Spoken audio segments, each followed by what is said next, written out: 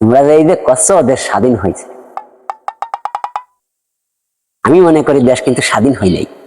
এখনো কিন্তু দেশের মধ্যে ময়লা আবর্জনা হাইরুও জাইরুও, তারপরে দুষ্কৃত এই সমস্ত কিন্তু দেশের কোনায় কানায় সিফায় সাফায় কিন্তু ছড়িয়ে ছিটিয়ে রয়েছে। এখন এই যে একখান কথা কই শোনো, ওই আমাকে গ্রামের বাড়ি, চৈত্র বৈশাখ মাসে ওই আমন ধান নিংড়ে দিয়ে যেতাম, মানে আগাছা সাফ করতে যেতাম। মনে করে আমন ধান তো এরকম ইরি ধানের মতো রুইয়ে রুইয়ে থই না, আলাদা আলাদা এক বিঘে ফাঁক করে দেয় না, ওটা মনে করে তো বুনিয়ে দেয়। লাখ লাখ ধান বুনিয়ে দেয়। ওই লাখ লাখ ধান মনে করে যে একটার মধ্যে দুইটাও হয়ে যায়।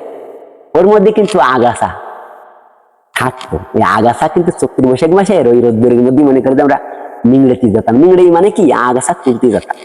বা গ্রামের লোক যারা এরা ভালো বুঝবে, শহরের লোকে কম বুঝবে। ঘটনা আছে যে লক্ষ লক্ষ ধানের মধ্যে কিন্তু কিছু আগাছা ছিটিয়ে চাটা, এগুলো থাকতো। আমরা কিন্তু এগুলো চোখের নজর দিয়ে হাতের কারিশমা তুলে নিয়ে আসতাম। তাই এই দেশে যে আগাছা রয়েছে এখনো পর্যন্ত, তোমরা এই দেশ স্বাধীন স্বাধীন কষ্ট, এখনো স্বাধীন হয় নাই।